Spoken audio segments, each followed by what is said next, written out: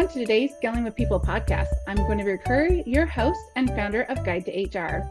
Today, we're going to be talking about talent optimization and the future of work. And I have Matt Peopsel here, who's going to be talking to us about these wonderful things. Matt, introduce yourself to the audience. Well, Guinevere, thanks so much for having me. Really appreciate it. So for a quick introduction for me, my first real adult job was in the U.S. Marine Corps. So I spent 6 years military service, which was great. Learned all about leadership and all about excellence and performance, and I really enjoyed that. But I knew it was time for me to get out. I went to graduate school for business for computers, and I took my first job at a software startup. So I know a lot of the founder story and finding out all those exciting times when you're really working to build something special. And I really enjoyed the aspect of managing and leading in that environment. I became a software product manager and a product leader, but I kind of realized that it was a very technical product and I wanted to do something even more in the area of professional development. So I went and got my PhD in coaching and psychology of leadership, and was really excited to be able to join the Predictive Index, which has software and workshops and lots of different things. I led product for them for about 7 years before switching over to support our partner network and become a thought leader as well. So I've been there over 10 years now and really have continued my education and love everything about building and scaling companies. And I'm just so excited to be here with you today. That's awesome. Well, thanks. Some great experience there. And so talking about as a founder, your first founding team, and that probably consists of your first employee, maybe up to your fifth employee, maybe including a co-founder, and the people dynamics in regards to a small team, and then preparing for that growth to go to 20 employees, 50 employees, 100 plus employees. What does that look like from your perspective as a first founding, you picked that first employee, maybe up to your fifth employee? Yeah, it's interesting. Like the very first company that I joined, there were 3 co-founders, all who are very different from one another. And that would say that they worked reasonably well together. There weren't those types of issues, but they all had different styles. So even for the 3 of them, we started to see that there was differences in how they approach, how they make decisions, how they communicate, et cetera. Well, when a founding team of a startup starts to add people, it's because there's new jobs that need to be done that either they don't want to do, they don't have the time to do, maybe they're not a natural fit for. So inevitably, we start bringing in more and more personalities. Well, now things get a little sporty because the way that you find that venturesome people tend to start companies, which is great. But then when you start realizing like we're making a lot of mistakes around here, we need to have some grown-ups for a change, these types of things, we start bringing in people who have very different behavioral styles and needs. Now, all of a sudden, we've created a lot of complexity in the environment, and we need to. This can't be avoided. We have to have a combination of meeting people's human needs as far as the people side of things, making sure they feel connected to something socially, but also that we're doing a lot of different types of jobs. And that's when you first begin to see something that I'm sure a lot of people who are listening right now can identify with. It's the combination of competing styles and competing goals. Absolutely. And I think it goes back to also, you said communication. It's the style of also communication, not just giving communication, but receiving and processing it as well. 100%. And when you start thinking about, for example, if we're baking software, do we want to write software fast? Do we want it to be cheap, or do we want it to be of high quality? And the answer is, well, we want all those things. Well, those are 3 very different types of people who are naturally good at producing them. So, and there's trade-offs to be had. And I think this is where companies that struggle with growth, it's because they're adding a lot more dimensions to the personalities of their teams, to the nature of the types of work that needs to be done, without necessarily having the mechanisms to be able to make it all work harmoniously together. So that's where a lot of the friction comes from in rapidly scaling, fast-growing companies. So what would be something a founder, especially if you're thinking about having a co-founder or 2 with you, what are some of the tricks and tips or tools that are out there that an individual can be using to help really evaluate how the group works together? Not necessarily that whether they want to work with this person or not, but more of just like, how do we understand the best way to work with each other? Yeah, one of the very first things is going to be making sure that you have a shared vision, a shared mission. Do you see things the same way? Do you have shared values? These things are very important. If you have a co-founder and you both see this market opportunity or the chance to build something special, then that's a really good sign.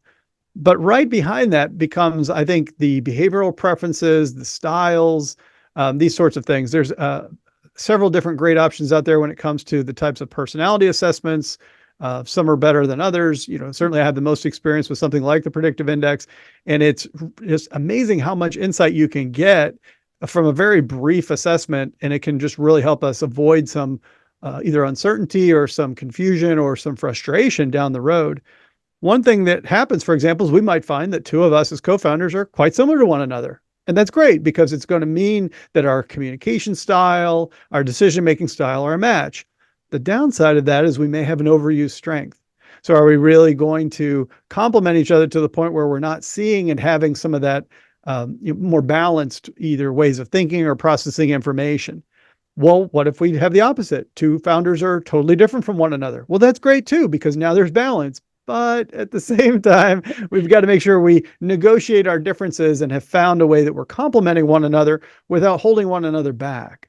So this is why, rather than playing guessing games, even if I feel like I've known someone for a long time, I can accelerate that process if I use the data that's available through the type of a behavioral assessment, for example, to really accelerate that process. It's almost like, it is a relationship based interaction and engagement, and it is like a marriage counseling, pre-marriage counseling, right? I had a really great experience where I brought on a partner. So she wasn't a co-founder, but she is my partner now. And the process that we went through was to really like a marriage counseling session. We had our lawyer had prepared a exercise for us, and we answered these questions to see, are we on the same page from the business perspective? And then going from there and knowing that, okay, we are on the same page. What are our goals, and are the goals matching for the business and for us as individuals? And then taking it that next level of doing some kind of assessment like the predictive index to be able to understand, like, knowledge is power. So if you know how you work, you know how they work, and you're coming together and saying, okay, this is us, and what are the things that we're going to commit to help make sure that we don't have roadblocks or disagreements that have negative impact to the business. And when we have disagreements, how are we going to handle them? It's such a healthy way to manage your business. And I remember the first time I used Predictive Index, it was back in the day when I was hiring, and I was bringing on my number two. And it told me, okay, this is how you're going to work together. But here are some pitfalls, some things that you might want to just keep in mind in regards. And the individual was something about, like, they're very strong in their ideas and want to move their agenda forward, and it might cause friction. And having that little bit of tidbit, little bit of knowledge actually allowed me to see that start peeking out in our conversations and in her engagement. And I was able to get in front of it, and we never had an issue. And we worked together for 2+ years, and we never had one issue. And just like having that knowledge was so impactful. If I didn't have that, I very much believe we would have probably hit some like roadblocks and had some hard words at some point in our working life cycle. Well, and I'm sure that that's happened for people who are listening on the call too. Sometimes when we don't have a chance to what I call pre-negotiate those differences, when we're in peacetime and we say, well, if this situation does arise, how will we likely handle it? Then we're in the heat of it, and now all of a sudden it's a little less elegant than we might want otherwise. And I think what you're talking about is alignment. Certain things we have to be aligned on. We have to be aligned on our vision of for example, how the company's going to grow, or how it's going to exit, or what our goals are financially for the business, because that type of misalignment is devastating.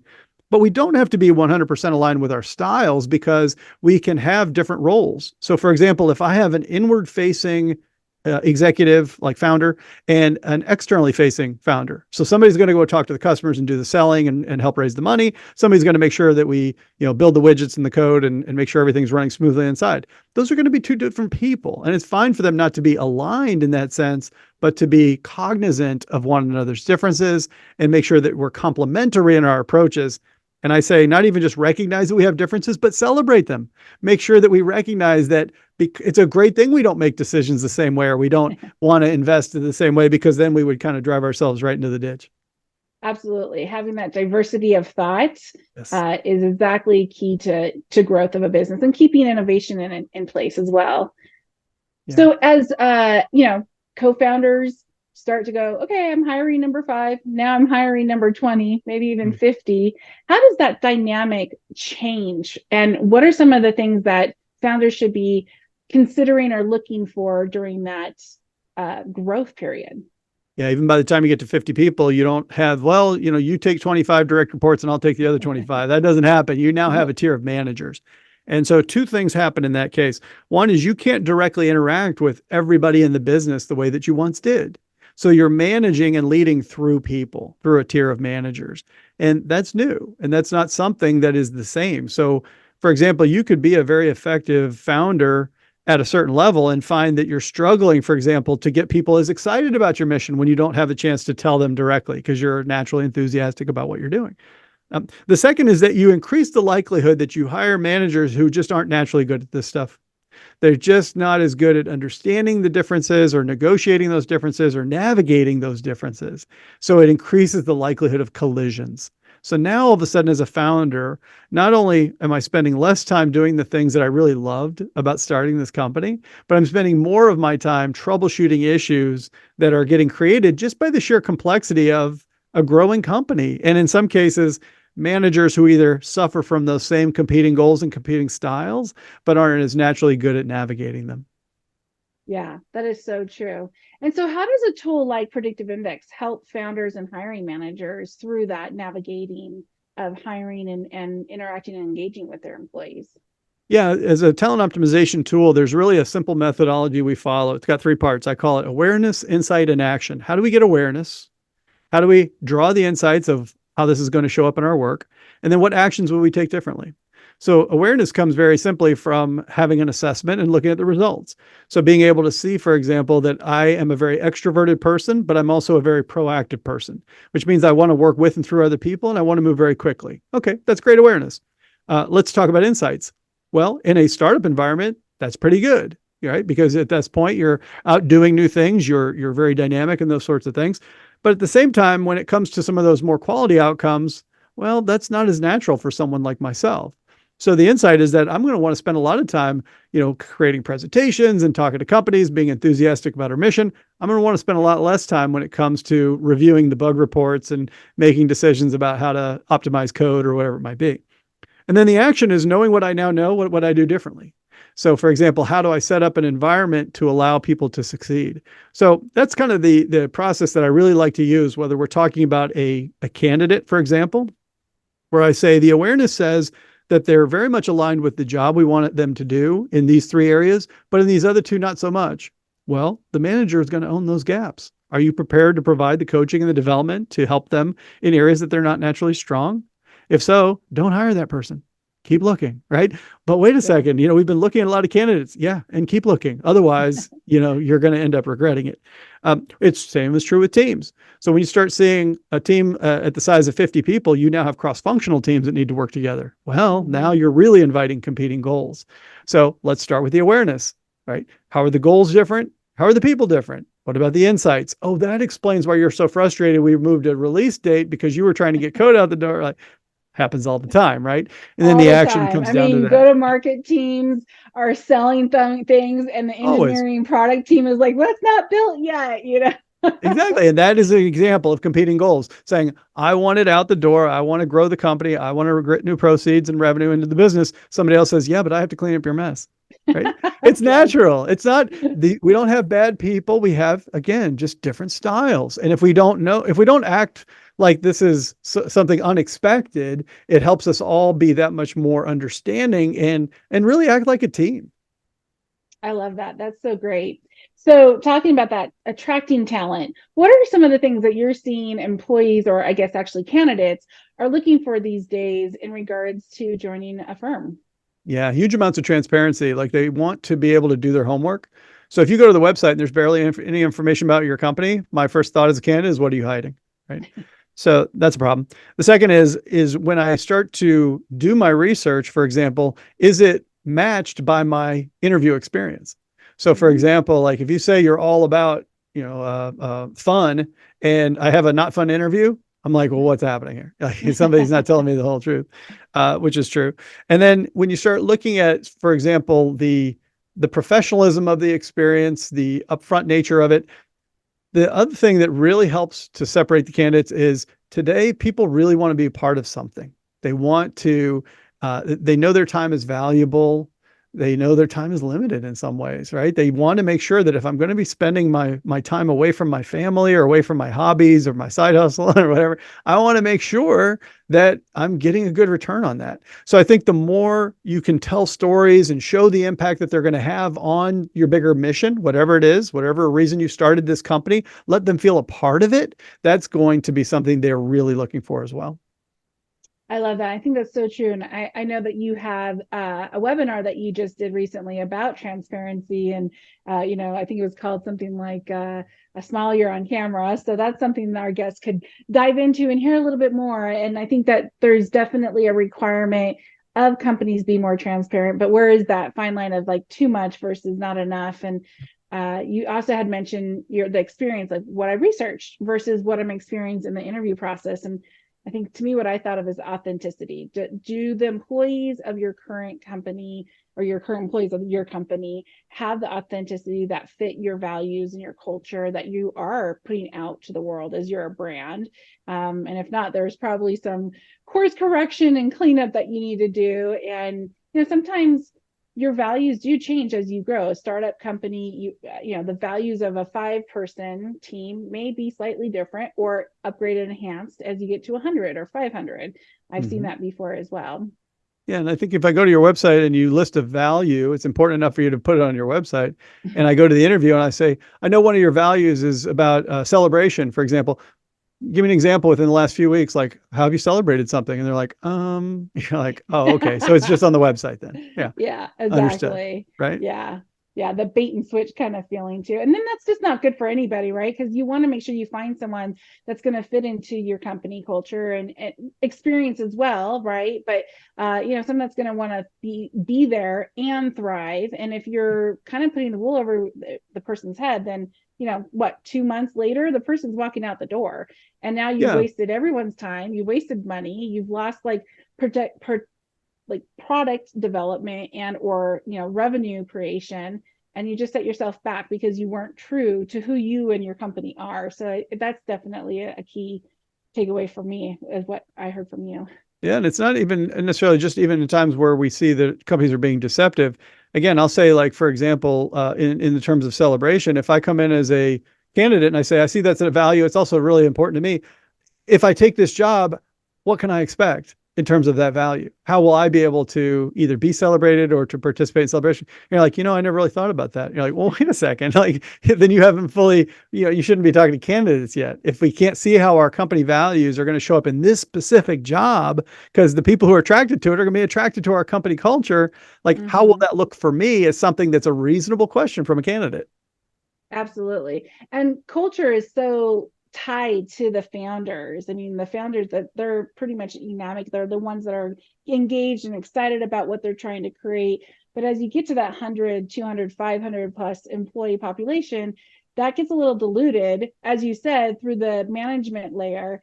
Any tricks or tips or just concepts of how you can keep that culture vision alive and get people excited about it that isn't necessarily tied directly to the CEO? Yeah, I think if you codify it, if you make sure that you're talking about it in your company meetings, if you have values that you include in your, feedback forms, for example, or you have awards that celebrate specific values, like maybe a quarterly award saying, like we want to celebrate somebody who's upheld one of our values. Then all of a sudden it increases the likelihood that everybody feels it and can sort of reflect it, I would say, in the candidate experience when we're having those interviews. So it's more likely like, yeah, they must be really all about it because I hear about it a lot. I see it a lot. And the other thing I'd say is that even at 100 or even 200 people, you still have a massive advantage as a founder and as a rapidly growing or a growth stage company over megacorp, which is like 1,000 employees. And somebody says, I'm considering one of two offers. One is from megacorp and one is from your company. They're like, why would you go and be a part of something that's like completely a machine at this point versus here where you can be part of something that we're all about in terms of our mission and our culture, your chance to make an impact. Like, we say the things to candidates, but can we demonstrate to them what it will look like if they take our offer versus going to some big established company. So I feel like, especially now, there's this backlash against large organizations today because of what's happened in the market. And I don't know that every founding company or every small company is taking full advantage of their position to say, come be a part of something, come do meaningful work, come make a big impact, right? We have to get good at selling that part of our offer. Absolutely. Yeah, that makes sense. So, kind of shifting gears a little bit as we start to wrap up here, what do you see talking about future of work, right? I mean, gosh, the work world has changed dramatically in the last 5 years, mostly caused from the pandemic, but also just different generations coming in and having different expectations and needs and desires. What do you see as the future of work and that's going to be coming our way? Yeah, I think the changes are going to continue to be significant in terms of the size, the scope. You mentioned the pandemic. We also saw a major economic correction and the shift from growth at all costs to efficient growth, which had a major impact.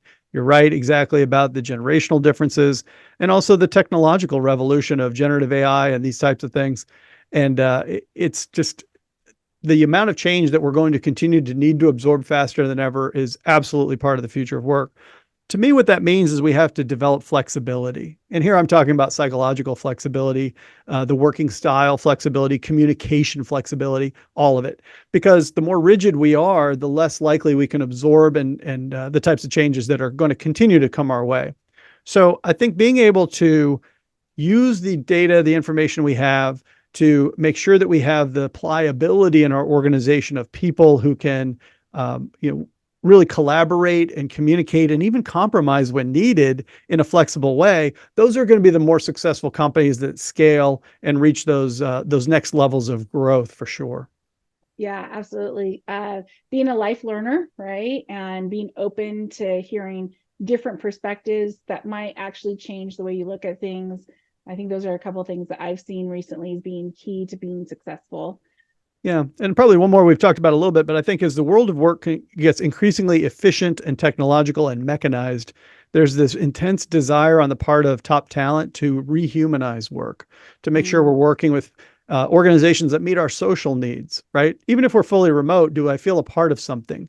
And I think it was important. It's always been important. It's even more important in the future of work that we balance this inevitable and necessary technological innovation and scalable machination with more of the human side of things too. So Yeah, be human. absolutely. I see that. Yeah, for sure. And so I know you wrote a book recently, Expand the Circle and Enlightenment Leadership. What's it about?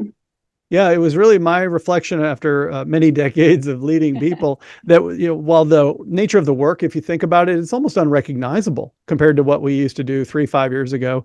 The nature of what people are experiencing as well. We find that we can meet our needs at just about any job, but what we expect from work has evolved, but leadership really hasn't. We're still using outdated leadership practices that were, innovative back in the 60s and 70s and even the 90s. But where is the more selfless forms of leadership that people are really craving? So it led me to do the research about what it means to lead yourself and to lead others and teams in a way that's more about the mission and more about their welfare than it is about our own self-interest. And that was a really remarkable journey, one that I'm still on, to be honest with you. But I try in the book to provide an explanation about what has happened and how we've landed in this place and how we as leaders can now evolve ourselves and our skills to take advantage of these enlightened principles through the types of exercises and insights in the book. Awesome. Well, here it is. It's Look at really that. good read. So for our listeners, if you are interested in learning more, called Expand the Circle. If you're watching the video, you'll see I'm holding it up. Definitely worth getting. A great read. Lots of good tidbits and lessons learned, and very enjoyable. So as we wrap up, any last thoughts or ideas of how a founder, starting from being a founding team to growing their employee population, dealing with the dynamics of the people, attracting the right talent, managing through the work of work? I mean, that's quite a lot. Any last thoughts? Yeah, I'll start, with the same as the book title of Expand the Circle, but I'll go back to the PI example. The best thing to do, there's no reason not to get an understanding of the profile of yourself and your other founding members of your team, whether that's just a co-founder at this point, whether you've got as many as 10 people now. Let's understand our natural similarities and differences so we can sidestep a lot of the me issues, a lot of the fear, a lot of the dissonance that can otherwise creep in. why not just get an understanding about who I am, who we are, so that we can most effectively navigate our current stage as well as our next stage of growth? You will be so happy that you did, because the level of the insights and the avoidance of the types of natural problems that crop up in organizations, they literally cost us millions and millions of dollars of valuation, but they also cost us just our own experience. It's not always fun to be part of a startup or a founding team. And when that happens, inevitably, it's because we've either tripped over our own feet as people and we're not getting the market success we want, or we're experiencing that friction of just not getting along while we tried to build something special. So sidestep all that stuff, call Guinevere, figure out how to get yourself a profile for yourself and your team. That's a great place to start. Yeah, Guided HR, we partner with Predictive Index. So if you're seeing this or listening to this podcast, the link below will give you access to running a free assessment and checking out and learning more about Predictive Index. Well, Matt, this was a great conversation. Really appreciate your time. And for the listeners, I hope you got some great tidbits out of it and continue to be able to grow your business and be successful. With that, we'll say goodbye. Thank you so much. Thanks, Guinevere, for having me. Appreciate it.